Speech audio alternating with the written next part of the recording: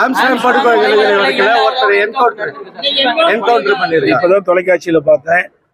ஏற்கனவே ஆம்ஸ்ட்ராங் கொலை வழக்குல இந்த சுட்டுக் கொல்லப்பட்ட நபர் திருவேங்கடம் என்று கருதுகிறேன்.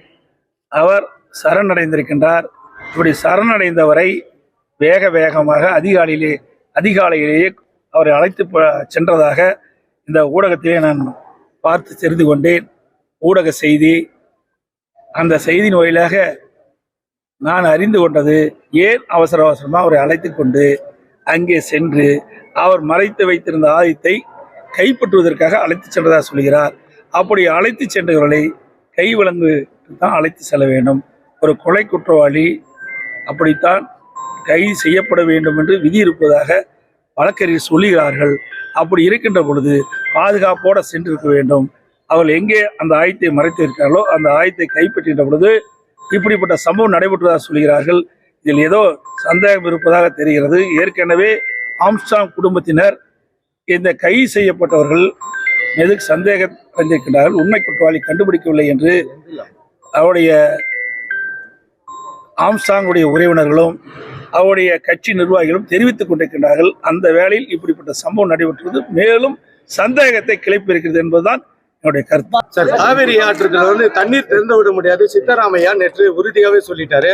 அதுக்கு தமிழக அரசு உச்ச நீதிமன்றத்தை நாடுன்னு இந்த கதை தொடர்கதையாக இருக்குது. அதாவது ஏற்கனவே உச்ச நீதிமன்றம் தெளிவான தீர்ப்பு கொடுத்துட்டு ஒவ்வொரு ஆண்டும் கர்நாடக அரசு கர்நாடக அணையில் இருந்து ஒரு குறிப்பிட்ட அளவு மாதந்தோறும் தண்ணீர் திறந்து விட வேண்டும் என்று தீர்ப்பு கொடுக்கப்பட்டு விட்டது. அந்த தீர்ப்பின் அடிப்படையில் ஒவ்வொரு ஆண்டும் தமிழகத்திற்கு வழங்க வேண்டிய நீரை கர்நாடக அரசு வழங்க வேண்டும். ஆனால் இன்றைக்கு கூட்டணியில் இடம்பெற்றிருக்கின்ற திமுக அதை பற்றி எல்லாம் பேசுவது கிடையாது.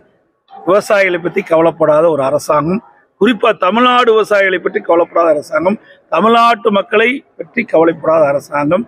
அதில் கூட்டணி தான் முக்கியம், அதிகாரம் தான் முக்கியம். இந்தியா கூட்டணி தான் காங்கிரஸ் இருக்குது. நமக்கு ஒவ்வொரு ஆண்டும் வழங்க வேண்டிய நீரைத்தான் நம்ம கேட்குறோம் உச்சநீதிமன்ற தீர்ப்பின்படி. ஆனால் இந்த விடியா திமுக முதலமைச்சர் இன்றைக்கு இந்த விவசாயி மீது அக்கறை இல்லாத, தமிழ்நாட்டு மேல அக்கறை இல்லாத, எவ்வித குரலும் கொடுக்கல நீருக்கு. ஆனால் நான் ஏற்கனவே அறிக்கையின் வாயில வெளியிட்டிருக்கிறேன். இப்ப கமுனி அணை நிரம்பிட்டுது. இன்றைக்கு அந்த கமுனி அணையிலிருந்து நீர் தேக்க முடியாம இன்றைக்கு கர்நாடக அரசு இன்றைக்கு திறந்து விட்டுருக்குது.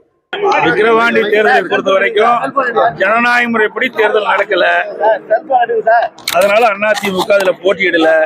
தற்போது பணபலம், அதிகார பலத்துல திராவிட முன்னேற்ற கழகம் வெற்றி பெற்றிருக்காங்க. சார், அதே மாதிரி காவிரி ஆற்றிலிருந்து தண்ணீர் தந்து விட மாட்டேன் சித்தராமையா அவருடைய நடந்து முடிந்த நாடாளுமன்ற தேர்தலில் உங்களுக்கு எல்லாம் தெரியும்.